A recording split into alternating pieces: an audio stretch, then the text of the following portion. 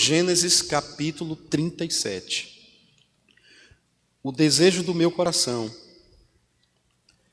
é trazer uma pequena reflexão. Gênesis 37. Eu quero ler com os irmãos a partir do versículo 32 ao 36. Diz assim a palavra do Senhor.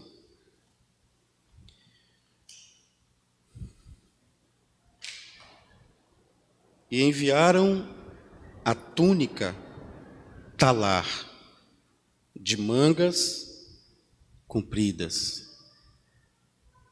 Fizeram-na levar a seu pai e lhe disseram: achamos isto, vê se é ou não a túnica de teu filho. Ele a reconheceu e disse: é a túnica de meu filho. Um animal selvagem o terá comido. Certamente José foi despedaçado. Então Jacó rasgou as suas vestes e se cingiu de pano de saco e lamentou o filho por muitos dias. Levantaram-se todos os seus filhos e todas as suas filhas para o consolarem. Ele, porém, recusou-se consolado e disse: chorando, descerei a meu filho até a sepultura. E de fato o chorou seu pai. Entrementes, os midianitas venderam José no Egito a Potifar, oficial de Faraó, comandante da guarda. Eu prometi que hoje à noite falaria a sequência da mensagem da semana passada, mas por questões pessoais eu preferi não falar daquele tema e tocar no outro assunto. Senhor, obrigado por essa palavra, Pai. Gostaria muito que o Espírito Santo falasse ao nosso coração na singularidade de cada um de nós. Que o Senhor nos ajude a entender a sua palavra, porque o Senhor é bom e só na luz do Espírito Santo podemos entender o que diz o Espírito às igrejas, em nome de Jesus. Amém. Irmãos, o número 7 na Bíblia é considerado o número da perfeição. É um número com bastante peso, né? Embora eu não seja um simbológico, eu não sou um numerofóbico, eu não sou um numerólatra, mas algumas coisas na Bíblia é preciso a gente dar uma segunda olhada. E a Bíblia fala muito de alguns números, inclusive o número 7. E o número 7 tem uma tendência a demonstrar completude, perfeição, plenitude. O número 7 tem essa tendência. E só nos primeiros capítulos do Apocalipse, do 1 ao 3, de forma direta e indireta, 8 vezes aparece a expressão: quem tem ouvidos, ouça o que o Espírito diz à igreja. É uma forma de alertar a igreja para os acontecimentos que estão à sua volta. E é incrível como a Bíblia trabalha preparando o ser humano para a vida eterna. E para chegarmos à vida eterna, nós que vivemos nessa nova vida e não mais aquela vida dos tempos bíblicos, para chegar à vida eterna é preciso morrer. Até Jesus voltar e arrebatar a sua igreja, a experiência única para ir morar na eternidade com Jesus é através da morte e ressurreição de Jesus. O Cristo que morreu e ressuscitou, ele vai levando os seus, ele vai puxando os seus, até o dia do grande arrebatamento da igreja de forma ampla. Mas enquanto isso é colheita, morre um aqui, outro ali. Essa semana perdemos um irmão querido da nossa igreja, devolvemos ao Senhor, irmão Aurelino. Então, assim sucede a nossa passagem da morte da vida, da morte aqui, para a morte, para a vida eterna. Então é assim que acontece. O problema é que, por causa do pecado, a morte passou a ter uma conotação muito pesada para nós. E com a morte surgiu o desdobramento dela, que é o que nós chamamos de luto. O luto é uma experiência de negação. Todas as pessoas que eu conheço, em estado normal, não querem passar pelo luto. Eu nunca vi uma pessoa em estado normal dizer assim, eu estou orando a Deus para passar por um luto. Eu não conheço gente normal falando isso. Porque o luto, ele é um atestado de que perdemos alguém que amamos. E muitas vezes, as pessoas olham para a vida da igreja, olham para a correria dos pastores, e não se dão conta que, às vezes, o pastor Marcelo tem no mesmo dia eventos que são destoantes nas emoções. Que, às vezes, temos no mesmo dia de lidar com morte, vida, aniversário e casamento. E, por conta disso, a Bíblia conta a história de um homem que errou muito. Muito mesmo. Mas ele tem umas características, assim, algumas marcas na vida dele que são inconfundíveis. Por exemplo, ele era um sujeito que ele sempre dava um golpe em alguém. Aqui, ali. Ele era um esperto. Esse homem, Jacó. Pensa naquela pessoa que sempre levava vantagem nas coisas. E esse homem, um dia, ele deu um golpe no pai dele e no irmão. A mãe dele auxiliou ele a esse golpe. E ele matou um animal, e ele fez de tudo, tanto com sangue quanto com a pele do animal, ele fez de tudo para enganar o pai dele. E tem alguns textos bíblicos que eles são por demais fortes e eles são inerrantes. Eles, uma hora ou outra, eles aparecem em nossa vida. Por exemplo, Gálatas 6:7, de Deus não se zomba, aquilo que o homem plantar, ele ceifará. Provérbios 28:13, quem cobre os seus erros nunca prospera, quem confessa e deixa alcança a misericórdia. Romanos 5:20, onde abundou o pecado, superabundou a graça. Esses textos, eles uma hora ou outra, eles aparecem e fazem um encontro conosco. Então Jacó, que enganou o pai dele, Jacó que matou um cordeiro para enganar o pai dele, Jacó agora está vivendo uma espécie de reprodução cinematográfica do seu erro e do seu pecado. Os seus filhos estão apacentando aproximadamente 80 quilômetros de onde ele está. Ele chama o seu filho José e pede a José que vá até lá para saber como é que estão as coisas. Ele pede a José que traga-lhe relatório, como é que estão os irmãos. Naturalmente, o que vem à minha mente, teologicamente falando, é que aquela região não estava muito próspera do ponto de vista de alimento, de vegetação, de topografia. Então era comum que os pastos se deslocassem, às vezes 25, 30, nesse caso 80 quilômetros. Então José faz uma viagem para ir se encontrar com os irmãos. Talvez você diga, pastor, que família unida. Bom, para você entender um pouco essa família, essa é uma família de 4 mães, um pai e 12 filhos. Por aí você tira que família disfuncional, que família atípica e que família estranha. Acontece que a mãe de José está morta e há uma outra mulher que toma esse espaço do ponto de vista afetivo. José, ele, pelos vínculos de amor que o pai tem com ele, o pai dá a ele uma blusa muito diferente do que era comum naquela época. Não dá uma blusa preto e branco, dá uma blusa com coloração. E dá uma blusa também com manga longa, que dava a ideia de alguém muito especial. E ele tem um irmão chamado Rubem, que ele é o primogênito. Naquela época, o primogênito, ele era responsável pelos seus irmãos. É a lei do primeiro que entra, é o primeiro que responde. É honrar os seus irmãos.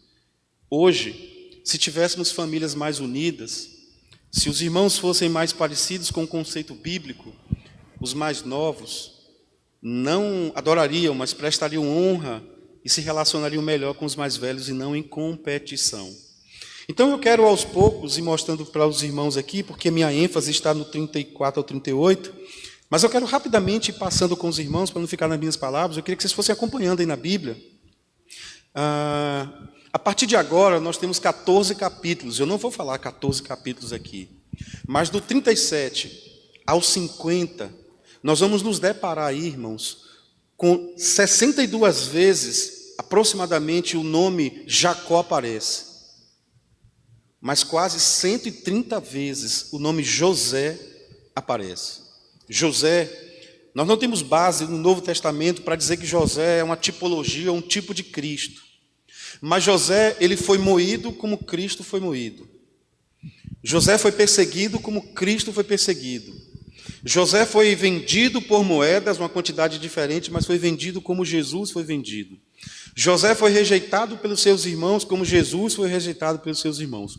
Então encontramos aí uma espécie de comparação muito tipológica entre José e Jesus. Sem contar que o nome José, com duas raízes do hebraico, também dá para o nome Yeshua. Então nós temos um homem que é amado por seu pai, e a Bíblia faz questão de mostrar que os irmãos ouviam do seu pai o carinho e o amor individualizado que o pai tinha sobre José. José tinha um amor, um apego tão diferente, Jacó tinha um amor e um apego tão diferente a José, que isso constrangeu seus irmãos e gerou em seus irmãos ciúmes, disputa, ódio, raiva e rancor. Vamos lá. Nós vamos perceber aí, dos versos 1 a 4. Habitou Jacó na terra da peregrinação, terra de seu pai, na terra de Canaã. Esta é a história de Jacó. José aqui tem 17 anos. O texto começa falando que é a história de Jacó, mas a gente percebe que todos os holofotes estão na vida de José. E a partir daí, uma vez Jacó e duas vezes e mais um pouquinho, José. Então, com 17 anos, a Bíblia já começa a mostrar esse personagem central dessa história. A Bíblia nos dá a informação que ele apacentava os rebanhos com os seus irmãos. Acontece que ele via alguns erros dos seus irmãos, ele chegava. Há alguns pregadores que gostam de chamar, um professor no seminário dizia que ele era dedo duro. Eu prefiro dizer que ele tinha compromisso com a verdade. Então ele chegava em casa e ele dava o relatório ao pai do jeito que era. Então a Bíblia vai nos mostrar que esse homem que apacentava, ele trazia essas notícias para o seu pai. E ele dava as informações aos seus pais. E o verso 3 vai dizer que Israel, nós já sabemos que é o nome que Deus deu a Jacó. Quando Jacó estava no val de Jaboque, Deus chama Jacó e ele troca murros. Ele luta e agarra o anjo, e o anjo dá socos na conjuntura da sua coxa, e ele só solta quando você me dá a minha bênção. Chega um momento que o anjo diz: eu vou lhe dar a sua bênção, me solte, me largue. A partir de hoje você não se chamarás mais Jacó, a partir de hoje você se chamarás Israel. Jacó significa para muitas pessoas, dentre tantas outras significações, suplantador, mentiroso, trapaceiro, enrolado. Israel significa seletivo, príncipe de Deus, escolhido de Deus. Então no verso 3 vai nos mostrar isso, que ele amava José, e ele amava José mais do que amava os seus outros filhos. E era o filho da sua velhice, e ele fez uma túnica talar de mangas compridas. Tudo isso gerou ciúme nos seus irmãos. E o verso 4 fecha esse bloco dizendo: vendo, pois, seus irmãos que o pai o amava mais do que a todos os filhos, odiaram-no e já não podiam falar pacificamente. Então, qual é o cenário que nós temos do primeiro versículo ao versículo 4? Bom, o cenário que temos é uma rivalidade dentro de casa, de um lado só, e há uma ostentação sutil do outro lado. José, inconscientemente, ele passa uma certa ostentação. José, talvez, por sua imaturidade, por sua pouca idade, por sua tenridade, ele passa algumas coisas que uma pessoa madura talvez não fizesse. Mas entendemos também que há presciência de Deus por trás disso, e tudo isso acontece para que esse enredo desemboque na Jesus na cruz do Calvário. Então eles tinham uma rixa com José. E José era o queridinho. do papai. Então, do verso 1 ao verso 4, nós temos uma guerra instalada dentro de casa. Toda vez que eles iam falar com José, eles iam com ira, com amargura, com rancor e com firmeza, com vontade de dar cabo da vida de José. A partir do verso 4, nós temos o que se mostra quando José ele tem um sonho e ele vai mostrar esse sonho. E a Bíblia diz no verso 5 que José teve um sonho e ele relatou a seus irmãos. E quando ele sonha, ele conta aos seus irmãos e ele conta com requinte de detalhes. E a ideia que ele passa, sem muita configuração, sem interpretação dos sonhos, ele passa logo a ideia de que ele é o cara. E os seus irmãos, segundo o texto sagrado, odiaram a José. O verso 6, rogo-vos, escutem este sonho que eu tenho. Então José, quando ele se depara com os irmãos, essa palavra é muito forte, ele chega para os irmãos e diz assim: parem, porque eu preciso contar o sonho. Pelo amor de Deus, rogo, escutem o sonho. Então essa insistência de José em contar o sonho transmite uma mensagem para os seus irmãos que nele habita a vaidade. Acredito que José tinha mais interesse em contar a vontade de Deus do que se envaidecer. Mas na sua imaturidade, perpassa no conteúdo do que ele está contando, um vaidoso ao quadrado. No verso 7, ele vai descrevendo o sonho. Ele usa a palavra no plural: nós atávamos feixes no campo.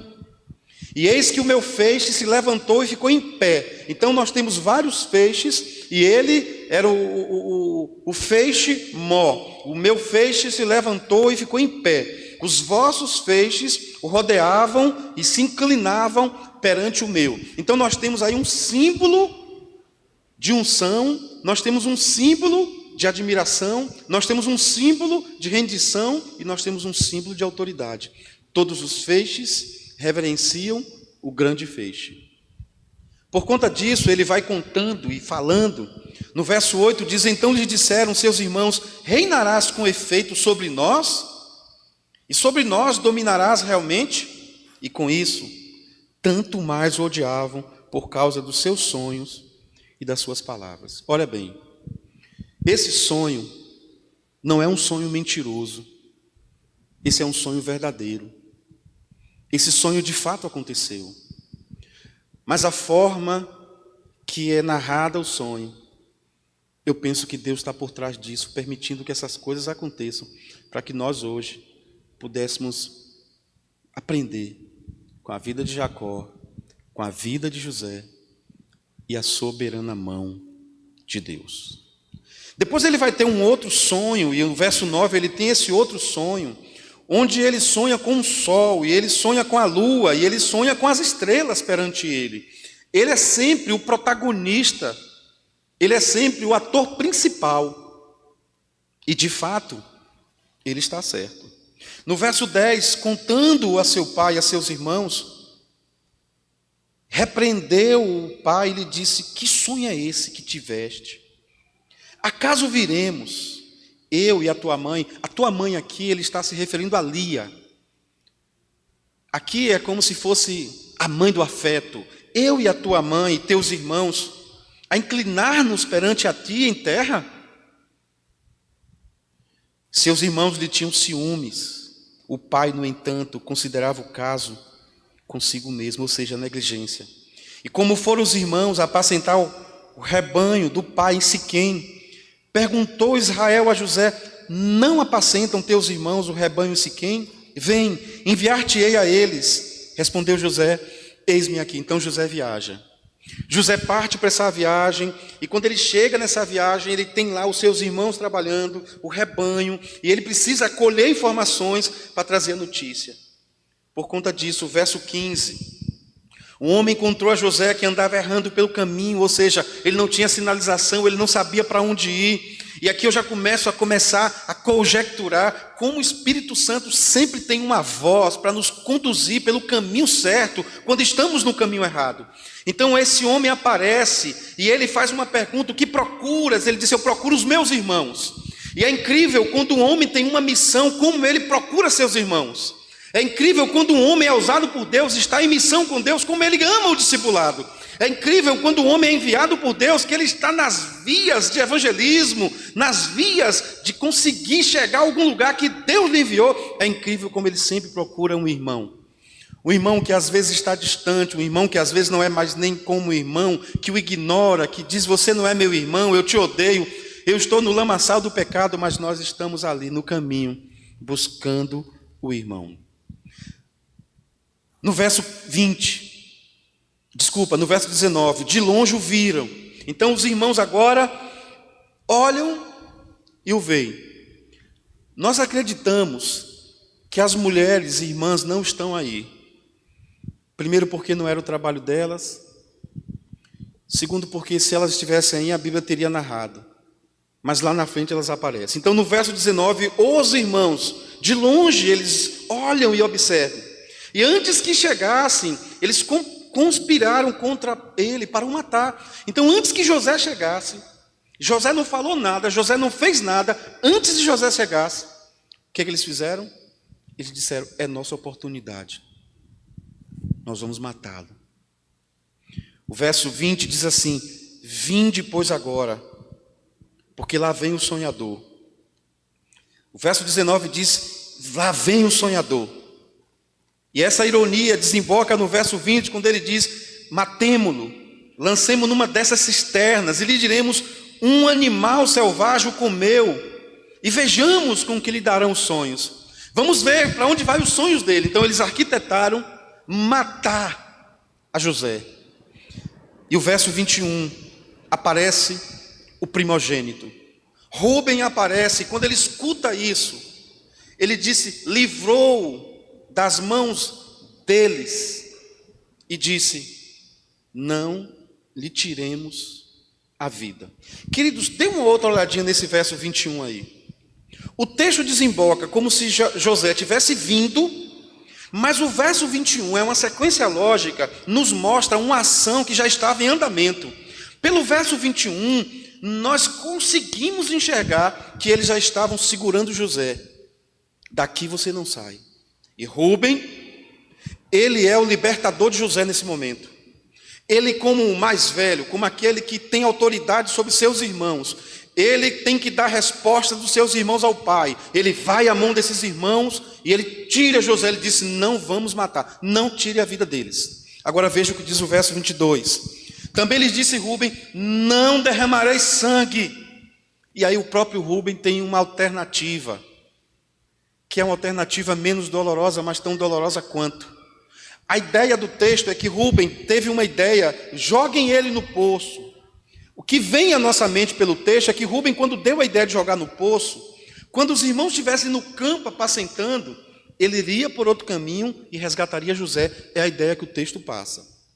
Então ele diz assim: joguemos ele no poço, numa cisterna que está no deserto, e não ponhais a mão sobre ele. Verso 22, isto disse para o livrar deles. Aí já começamos a perceber, olha, ele tinha um segundo plano. E isso disse para o livrar deles, a fim de o restituir ao pai. Então Rúben tem um projeto de deixar José naquela cisterna. Enquanto os irmãos vão para o campo, a ideia dele era voltar e pegar o irmão e devolver o irmão ao pai. Esse é o plano de Rúben. Agora veja o que diz o verso 23. Mas, logo que José chegou a seus irmãos, despiram-no da túnica, a túnica talá de mangas compridas que trazia, e tomando-o lançaram na cisterna vazia, sem água. Nós vamos perceber aqui, meus irmãos, que José está dominado. José está sem alternativas. Mas a Bíblia também diz que havia uma frieza, e agora eu quero falar da frieza dos irmãos de José, porque eles tiveram a capacidade de jogar o irmão na cisterna. E eles sentaram para lanchar, para comer. Quando eles começaram a comer, eles olharam e viram que uma caravana de ismaelitas, os descendentes de Ismael, vinha de Gileade. Seus camelos traziam aromatas, bálsamo e mirra, que levavam para o Egito. Mais um ponto que nos leva a olhar à distância, no binóculo, a Jesus. E quando eles olham essa caravana, A ideia que vem à minha mente no verso 25 é que às vezes alguns acontecimentos da vida, algumas caravanas midianitas que vêm à nossa vida, que vêm para nos prender, que vêm para nos sabotar, que vêm para nos resgatar. Às vezes Deus permite a caravana midianita para salvar a nossa vida, para lá na frente mostrar que foi Deus que permitiu que aquilo acontecesse. O verso 25, eles sentaram para comer pão, viram a caravana. O verso 26 diz, então disse Judá a seus irmãos, de que nos aproveita matar o nosso irmão e esconder-lhe o sangue? Vinde, vendamo-lo aos israelitas, vamos ganhar um lucro. Não ponhamos sobre ele a mão, pois é nosso irmão e nossa carne. Não vamos matá-lo, vamos fazer um mal menor, vamos vendê-lo, porque ele é nossa carne, é nosso irmão. E o argumento dele convenceu a todos os irmãos. Nós já temos experiência, irmãos, de pessoas que conseguem ludibriar a fé de irmãos, conseguem reorganizar a vida de outras pessoas por caminho ruim. É o poder da influência. E quando Judá diz isso, a Bíblia diz que seus irmãos concordaram com ele. O verso 28 diz, e passando os mercadores midianitas, os irmãos de José, e veja que a Bíblia não singulariza mais, não dá um nome, já fala como se todos pecaram e são responsáveis pelo que estava acontecendo. Os irmãos de José o alçaram, o tiraram da cisterna, o venderam por 20 siclos de prata aos ismaelitas. Estes levaram José para o Egito. Com mais 10 moedas, o nosso Jesus também seria entregue. O que a Bíblia vai nos mostrar aqui é que o cenário está pronto para a morte de José no processo de escravidão. José, que não era do Egito, é conhecido como José do Egito. E quando esses mercadores pagam, eles passam a ter a posse da vida de José. José agora pertence a eles, monetariamente falando. Mas José, no fundo, pertencia a Deus, que pagou o preço pela vida de José. E o verso 29 diz, tendo Rúben, agora veja aí, Rúben, voltado à cisterna, ele volta à cisterna. E aqui onde fica claro para mim que a tentativa dele era salvar José. Tendo Rúben voltado à cisterna, eis que José não estava nela. Então Rúben rasga suas vestes, que é um sinônimo de desespero, que é um sinônimo de angústia, em alguns casos, inclusive, de quebrantamento. No verso 30, a Bíblia diz que, voltando a seus irmãos, Rúben, quando chega lá, ele diz, cadê o meu irmão? Cadê o menino? Ele não está lá. Para onde eu vou? É como se ele dissesse assim, o que eu vou dizer a meu pai? O que vai ser agora de mim? O verso 31, então tomaram a túnica de José, mataram um bode e molharam no sangue. A saída lógica dos irmãos de José. Eu não gosto muito de usar para todo caso maldição hereditária. Eu uso maldição hereditária quando eu sei e tenho de Deus no meu coração que essa expressão pode ser usada. Mas nós estamos diante de um pecado repetido e de uma maldição hereditária. José matou um animal e enganou seu pai.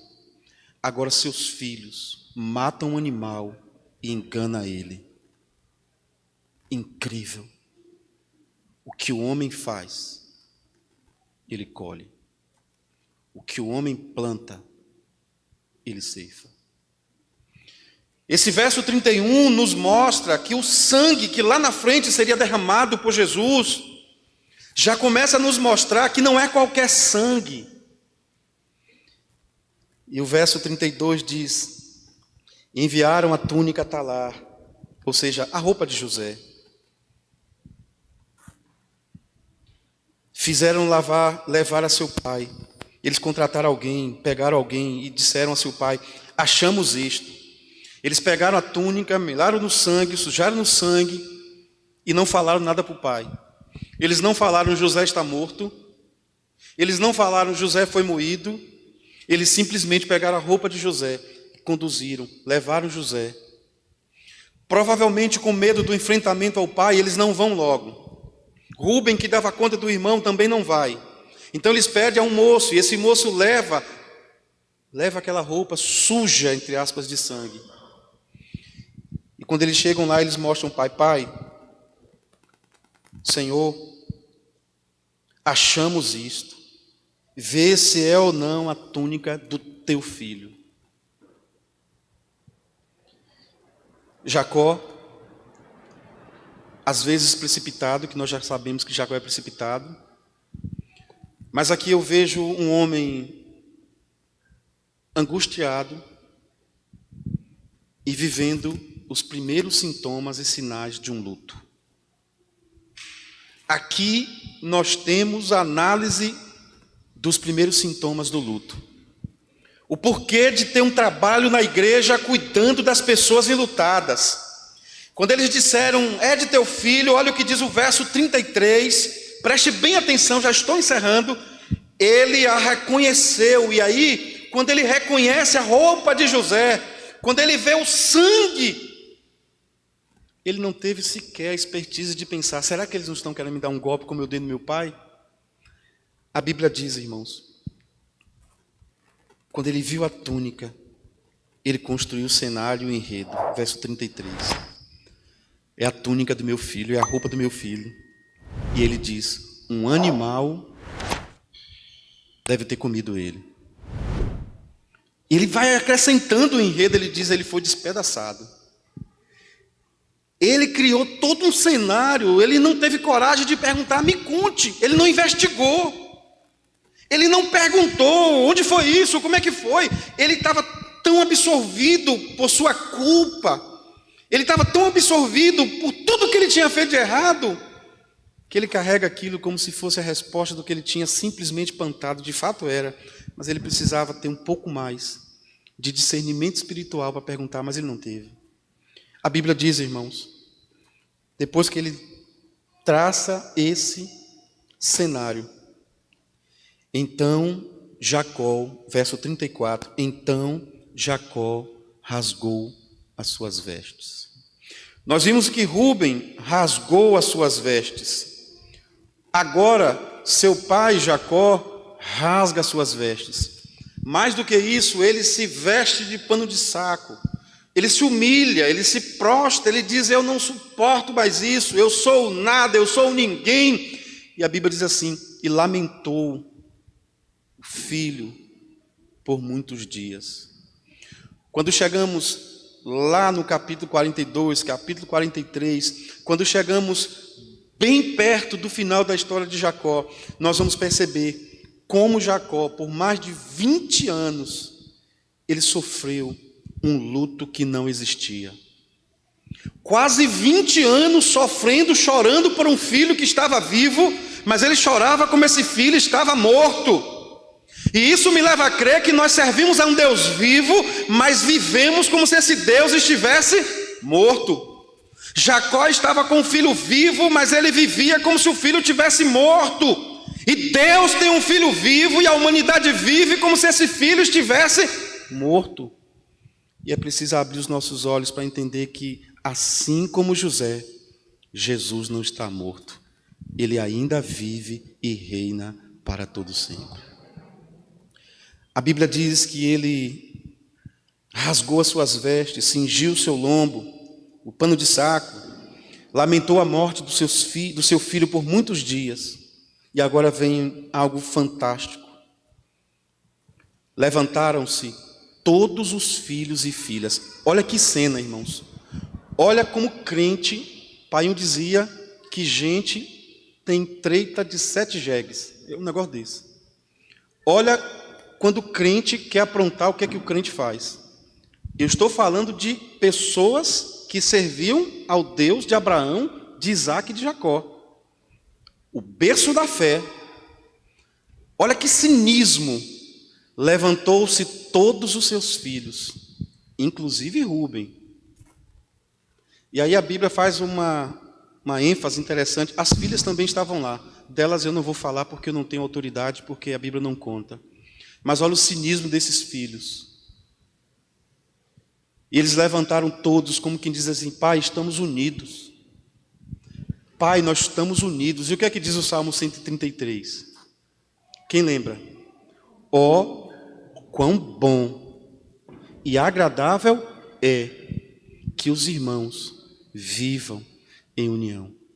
Será que é tão bom assim que os irmãos vivem em união sem olhar os valores, os princípios e o que estamos fazendo? Esses irmãos estavam em união para o mal, esses irmãos estavam em união para o pior, e eles se levantam e eles começam a consolar o seu filho, o seu pai, o verso 35. E ele recusou o consolo.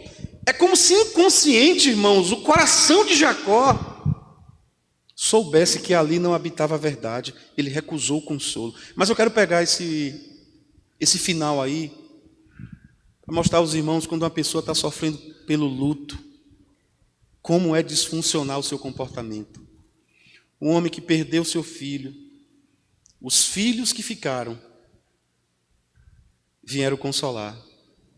Mas a dor dele era tão grande, que ele não está rejeitando os filhos, ele está rejeitando a ideia de não ter mais o seu filho. Recusou. É a negação. E quando ele recusa, a Bíblia diz que ele recusa e diz. O que ele diz, ele fala em estado de choro. Chorando, ele diz: descerei a meu filho até a sepultura, até o Sheol. É como se ele dissesse assim: a partir de hoje, nunca mais a minha vida vai ser a mesma.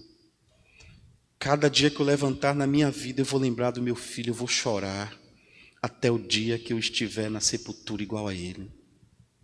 O que ele está dizendo é que o luto precisa ser estruturado, ajustado, ajudado. Porque a pessoa que passa, passa, mas não passa. E é preciso tirar de nós o que não deve ficar e trabalhar o que deve ficar até que eu vá me encontrar com Jesus. Porque os mortos já no esquecimento, mas a história com o morto não pode ficar no esquecimento. É impossível você chamar uma menina que perdeu a sua mãe, que perdeu o seu pai, e perdeu a sua mãe e o seu pai quando ela tinha 7 anos de idade. É demais pedir para uma menina que não chore no dia do casamento, vendo o seu pai refigurando, reestruturando, imageticamente imaginando seu pai entrando com ela. É pedir muito, é pedir demais. É pedir muito para uma mãe, no almoço com todos os filhos, ninguém lembra. Já está todo mundo com 30, 40, 43 anos, e ela perdeu um filho com 2 anos de idade. Há 39 anos atrás ela perdeu esse filho. E aí chega o Natal, sentam todos. Dos 7 filhos ali, ninguém lembra que teve um irmão. A mãe, quando senta, que olha para a mesa, ela chora. Ela diz: está faltando um. Porque só sabe a dor o coração que sente. E eu quero te dizer que pessoas que não gostam e que não têm sensibilidade para ajudar quem sofre, um dia vai entender o que é o sofrimento de perder alguém que ama. E quando José faz essa declaração: eu quero que vocês me deixem sozinhos, é mais ou menos isso. E ele começa a chorar, e nós estamos diante de um patriarca, e esse patriarca está chorando. E à medida que ele vai chorando, que ele recusa o consolo, ele faz a sua declaração. E aí diz assim: e de fato o chorou seu pai. Ô cultura brasileira de que choro é algo ruim. Entre mentes, os midianitas venderam José no Egito a Potifar, oficial de Faraó, comandante da guarda. Eu peço aos irmãos e às minhas irmãs,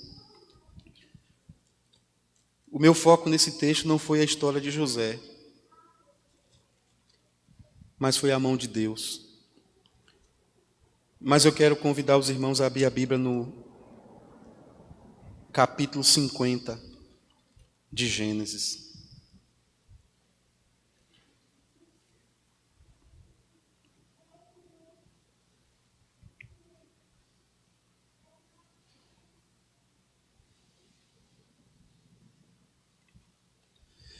Eita Jesus, que cena forte. Capítulo 50 do Gênesis. Eu poderia falar aqui a declaração que José disse: Deus transformou o mal em bem, a maldição em bênção. Eu poderia falar isso. Eu poderia falar aqui que não foi Potifar que se agradou de José, foi a mão de Deus. Mas olha o final dessa palavra, que é a lamentação de José, é a lamentação de Jacó, é a lamentação do coração de Deus. Olha que lamentação por Jacó. Diz assim: então José se lançou sobre o rosto de seu pai, chorou sobre ele e o beijou. Aqui nós temos um filho que agora tem status de governador. Nós temos um pai que 20 anos sofreu a morte de um filho vivo. E nós estamos diante do culto fúnebre, vamos dizer assim. Ordenou José a seus servos, aos que eram médicos, que embalsamassem a seu pai. E os médicos embalsamaram a Israel, gastando nisso 40 dias. Pois assim se cumpre os dias do embalsamento, e os egípcios o choraram 70 dias.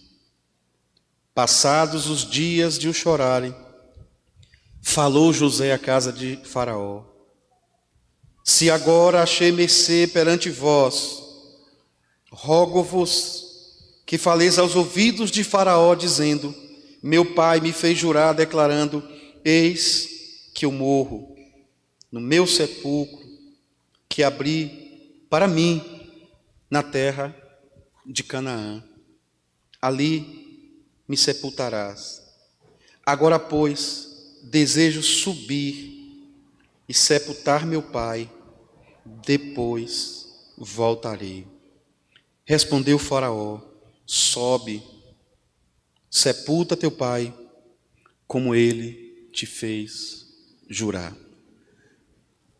Eu quero finalizar essa fala, irmão, dizendo que um dos grandes objetivos que nós temos com esse grupo, para ajudar pessoas nessa condição, é porque às vezes alguns sepultamentos precisam acontecer, inclusive o sepultamento de algumas lembranças, de algumas dores, de algumas marcas.